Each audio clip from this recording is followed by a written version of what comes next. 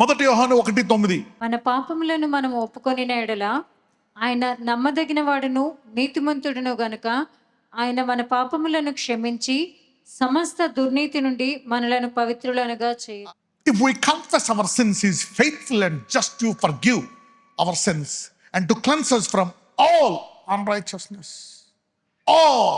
నీవు తప్పును ఒప్పుకుంటే దాన్ని మొత్తాన్ని తుడిచేసి క్లియర్గా పెట్టేస్తాడంట. అందుకే అవతల నిందిస్తుంటే దేవుడు ఒప్పుకోడు. నేను అతను క్షమించేసేవాడు, ఒప్పేసుకున్నాడు. God has forgiven. సమస్త దుర్నీతి. ఈరోజు నువ్వు దేని విషయమై, నీ పాపాల విషయమై, తప్పుల విషయం భయపడుతున్నావో, దేవుడు నమ్ముకున్నావు కనుక ఆయన రక్తము సమస్త దుర్నీతి నుండి నిన్ను పవిత్రులుగా చేసేసింది. పక్కన చెప్పు, నీ సమస్త దుర్నీతి నుండి యేసయ్య నిన్ను పవిత్రునిగా చేశాడు అన్నాడు. You don't need to be guilty about anything. The blood of Jesus has cleansed you from all unrighteousness. You are pure and holy today. సమస్త దుర్నీతి నుండి పవిత్రునిగా చేయబడ్డాను. You are pure and holy from all unrighteousness.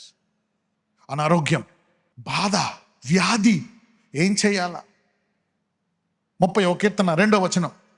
యెహోవా నా దేవా, నేను నీకు మొరపెట్టగా నీవు నన్ను స్వస్థపరిచితివి. పక్కన వాళ్ళు చెప్పండి, స్వస్థతకే అదే పని చేయనండి.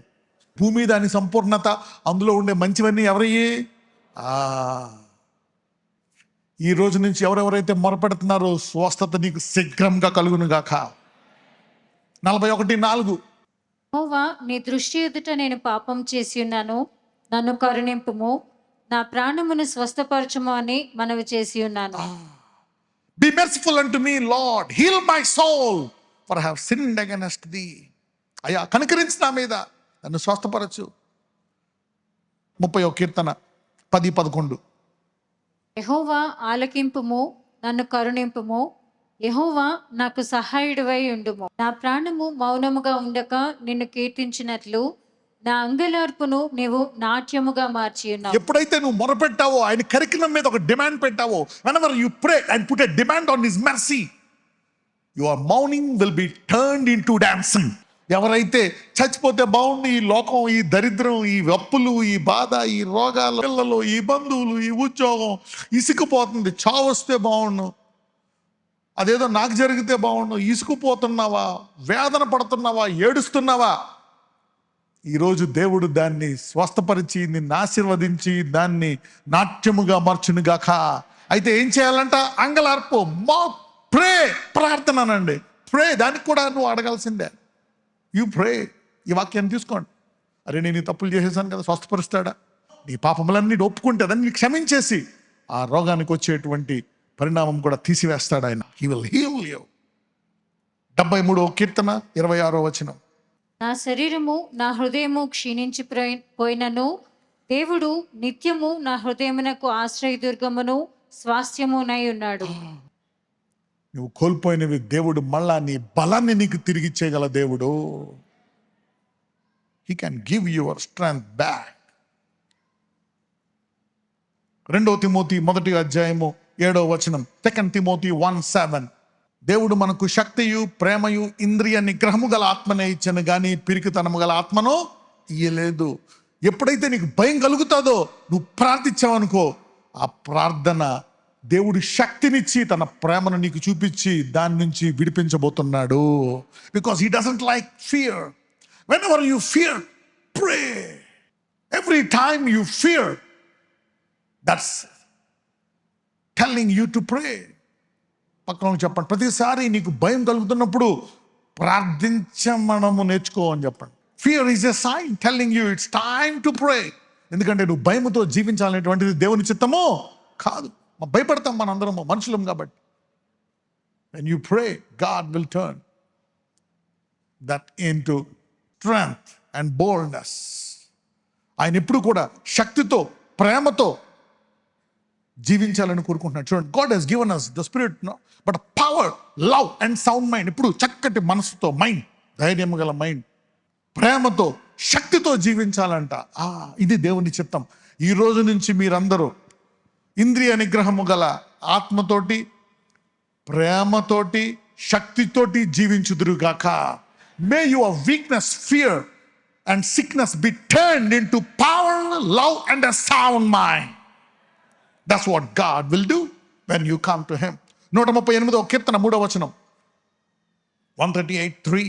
నేను మొరపెట్టిన దినమున నీవు నాకు ఉత్తరం ఇచ్చితివి, నా ప్రాణములో త్రాణ పుట్టించి నన్ను ధైర్యపరిచి. In the day when I cried, thou answered me and strengtheneth me with the strength in my soul. ఈరోజు దేని విషయమై నువ్వు బలపడుతున్నావో దేవుడు దాని విషయమై నీకు బలాన్ని ఇవ్వబోతున్నాడు. God's going to give you strength. 1 కొరింథీయులు 10వ అధ్యాయం 13వ వచనం, 1 Corinthians 10:13.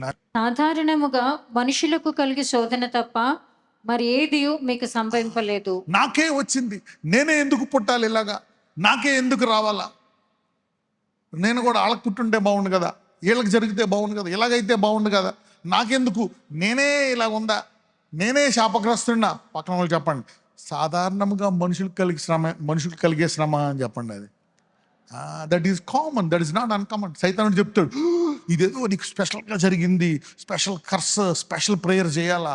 అవసరం లే, అందరికీ జరిగేదే. అందరికీ జరుగుతున్నటువంటి మానసిక వేదన, బాధ నీకు జరుగుతుంది. చూడండి ఏం చెప్తున్నాడు, దేవుడు నమ్మదగిన వాడు, మీరు సహింపగలిగినంత కంటే ఎక్కువగా ఆయన మిమ్మును శోధింపనీయడు. పక్కన వాళ్ళు చెప్పండి, నీ శ్రమకు ఒక బౌండరీ ఉందని చెప్పండి. అక్కడ దాకా తీసుకెళ్ళి, అక్కడ తర్వాత చాలు, ఇక స్వస్థపరిచేయి, ఇక డబ్బులు ఇచ్చేయి, ఇక బాగుపడిపో, మళ్ళా నీ ప్లేస్కి వెళ్ళిపో అంటాడు దేవుడు. నువ్వేమనుకుంటావు, వాళ్ళకి ఇలా జరిగింది, వీళ్ళకి ఇలా జరిగింది, వాళ్ళు జరిగింది, నాకు అలా జరుగుతుందేమో. నీకు సరిహద్దులు ఉన్నాయి.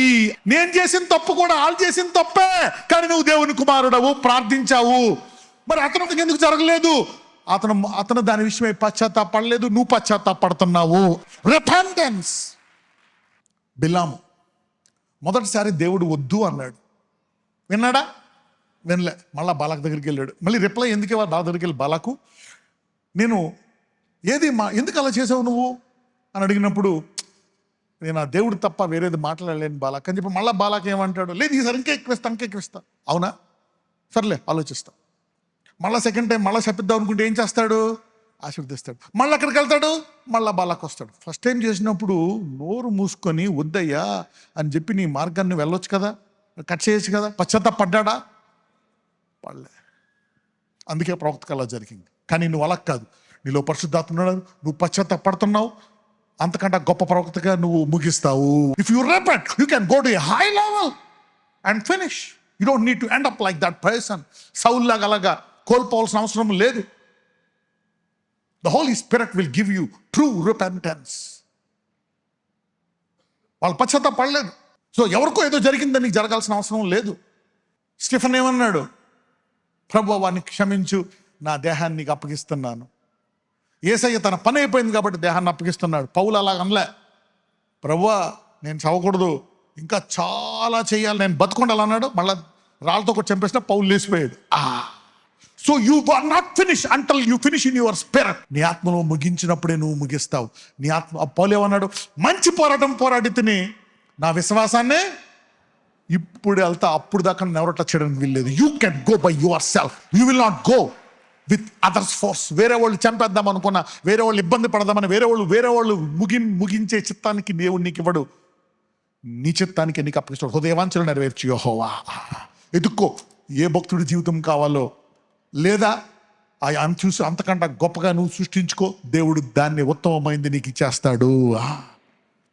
He want to tell you, he will give you. సాధారణంగా మనుషులకు కలుగు శోధన తప్ప మరి ఏది మీకు సంభవింపలేదు. దేవుడు నమ్మదగినవాడు. మీరు సహింపగలిగిన దానికంటే ఎక్కువ ఆయన మిమ్మల్ని శోధింపనీయడు. అంతేకాదు, సహించగలుగుటకు ఆయన శోధనతో కూడా తప్పించుకుని మార్గమును. How can you bear? ఒక శ్రమను ఎలా సహిస్తాం మేము? ఆయన శోధనతో కూడా తప్పించుకున్న మార్గం కలిగేస్తాడు. అంటే ప్రతి విశ్వాసికి తప్పించుకున్న మార్గము కలుగజేసిన తర్వాతే శోధన నీకు రానిస్తాడంట. పేతురుకు చెప్తున్నాడు, పేతురు నీ కొరకు ప్రార్థించాను, నువ్వు బయటకు వచ్చేసావు, అందుకని నేను నీకు శోధన పంపిస్తున్నాను. నేను అందుకే దేవుడు పంపించలే, గేట్లు ఎత్తాడు. ఎందుకంటే శోధనకు కావాల్సినటువంటి సరుకు పేతురులో ఉంది. ఏంటా సరుకు? గర్వం. ఏసైనా గద్దిస్తాడా? నువ్వు చావడానికి వీల్లేదు అని గద్దిస్తాడు. అది గర్వమా కాదా? ఆయన ఏం చెప్తే అది ఆయన చిత్తంగా తీసుకోవాలి. అందుకని చెప్పి అతను శోధనలో పడ్డాడు. కానీ దానికి బౌండరీ ఉంది. ఈరోజు మీ అందరికీ మీ ప్రతి శ్రమ నుండి తప్పించుకునే మార్గము దేవుడు ఆల్రెడీ పెట్టేశాడు. వ్యాధి నుంచి తప్పించుకునే మార్గం ఏంటి? స్వస్థత. పాపాల నుంచి తప్పించుకునే మార్గం ఏంటి? క్షమాపణ, నీతి, పరిశుద్ధత. ఒక వ్యక్తి క్షమింపబడితేనే పరిశుద్ధంగా ఉండడానికి ప్రయత్నిస్తాడు. క్షమింపబడకుండా ఎవరన్నా పరిశుద్ధంగా ఉండడానికి ప్రయత్నిస్తాడా? Nobody can be holy unless you receive forgiveness. Nobody will try to be more holy and more righteous unless you fervently receive forgiveness. Abundant forgiveness leads to abundant holiness.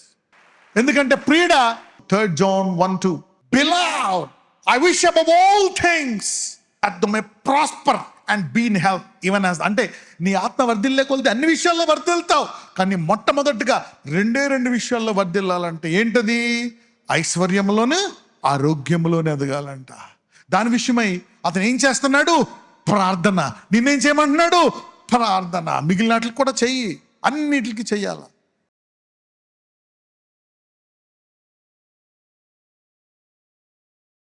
నజరేయుడైన యేసయ్య, నువ్వు చెప్పిన ప్రకారం నా సన్నిధిలో అడగమను. నేను అడుగు వాటికంటే ఊహించే వాటికంటే ఆశీర్వదించు దేవుడు. నన్ను అడుగు వారికి నేను గొప్పగా ఇచ్చువాడను. నీ ప్రజలను ఎలాగా నువ్వు వెండి బంగారంతో పట్టుకొచ్చావు, అలాగే నీ బిడ్డలను ఆశీర్వదించమని. నీ నుంచి వచ్చే ఐశ్వర్యము నీతి గలది, పరిశుద్ధమైనది. కాబట్టి నీవు వారికి దయచేయమని ప్రార్థిస్తున్నా. నిన్ను ఎరిగిన వారు, నీ నామాన్ని ధరించుకున్న వారిని చూసి ఇతరులు భయపడాలి గనక బహుసమృద్ధిని వారికి దయచేయమని ప్రార్థిస్తున్నా. ఇప్పుడు దాకా కుదరలేదు, మందులే వాడుతున్నా, కానీ ఈ రోజు నుంచి అద్భుత రీతిగా శీఘ్రముగా స్వస్థత కలుగునట్లు నజరేయుడైన యేసు నామమున ప్రార్థిస్తున్నాము తండ్రి. ఆమేన్.